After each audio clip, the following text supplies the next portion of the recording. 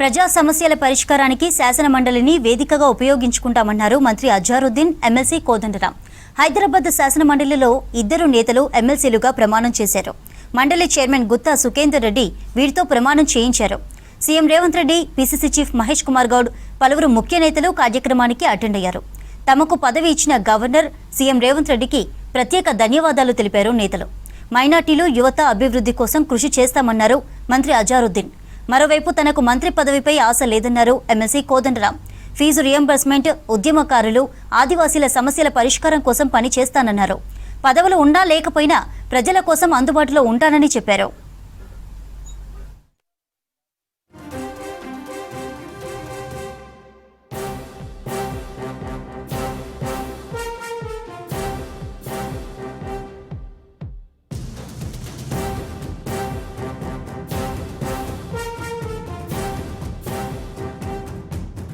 Governor Kota में MLC बना में आज वोट लिया और मैं यहाँ पे पहले तो हमारे बहुत चाहिए सीएम रेवंत रेड्डी साहब का मैं बहुत बहुत शुक्रिया अदा करता हूँ. उन्होंने जो मेरे लिए उन्होंने इतना आउट ऑफ द वे जाके उन्होंने मुझे हेल्प की और मुझे बहुत खुशी है. आज खुश हो रहा हूँ मैं.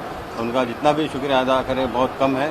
और इसके बाद में हमारे जो काउंसिल ऑफ मिनिस्टर्स है और जो मेरे कलीग्स है उनका भी मैं बहुत बहुत शुक्रिया अदा करूंगा, क्योंकि आज मुझे एमएलसी बनाया और मेरा जो भी पेशेंस था, मैंने जितना भी पार्टी के लिए काम किया है, तो मैं एक चीज़ में मान के रखा हूँ, अगर आप पार्टी के लिए आप सिंसियरली काम करेंगे और आप पेशेंस रखेंगे तो शायद आप 100% पार्टी में हम सक्सेसफुल हो सकते. कांग्रेस पार्टी में का सक्सेसफुल होना आपका पेशेंस होना पड़ता और पेशेंस से ही हम लोग सक्सेसफुल है.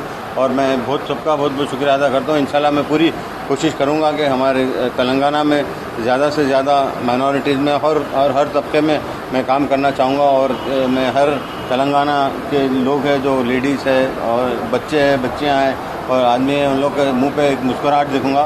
और हमारी गवर्नमेंट बहुत अच्छा कर रही, जो भी गारंटीज మేము కొన్ని లక్ష్యాలు ఎంచుకొని కొన్ని అంశాలను గుర్తించి వాటి కోసం పనిచేయాలని చెప్పి నిర్ణయించుకున్నాం.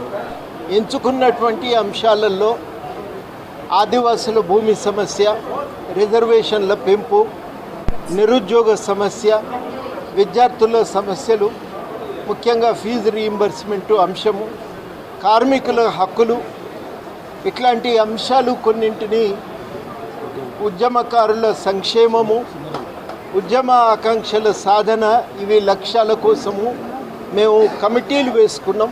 ఆ కమిటీలు వాటిపైన స్పష్టమైన తీర్మానాన్ని తయారు చేయాలని చెప్పి బాధ్యతలను కూడా అప్పచెప్పినాం. ఆ తీర్మానాల వెలుగులో మేము వాటిని 12 నాడు మా ప్లీనరీ ఉంది, రాష్ట్ర ప్లీనరీ పార్టీది.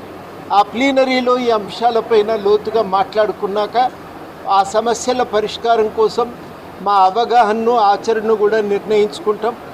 వాటిని విషయాల్లో పనిచేయటానికి ఈ ఎమ్మెల్సీ అనేది ఒక ఉపయోగపడుతుందని మేమందరం కూడా భావిస్తూ ఉన్నాం. మేము ప్రధానంగా భావించేది ఏంటంటే, ఇప్పటి వరకు చేస్తున్నటువంటి పనిని విస్తృతపరచడానికి, మరింత సమర్థవంతంగా నిర్వహించడానికి ఇది ఒక అవకాశం. ఈ అవకాశాన్ని తప్పకుండా సద్వినియోగం చేసుకుంటామని ప్రజలకు హామీ ఇస్తున్నాం. చాలా విషయాల మీద, చాలా అంశాల మీద మేము కార్యక్రమాలు చేస్తూనే ఉన్నాం. యూనివర్సిటీల పునరుద్ధరణ, విద్యారంగ అభివృద్ధి, ఇట్లాంటి అనేక అంశాల మీద మేము పనిచేస్తూనే ఉన్నాం.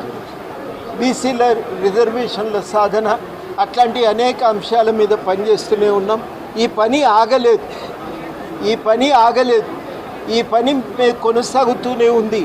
ఈ పనిని మరింత సమర్థవంతంగా చేయటానికి ఇప్పుడు మాకు ఇది ఒక అవకాశం అని చెప్పి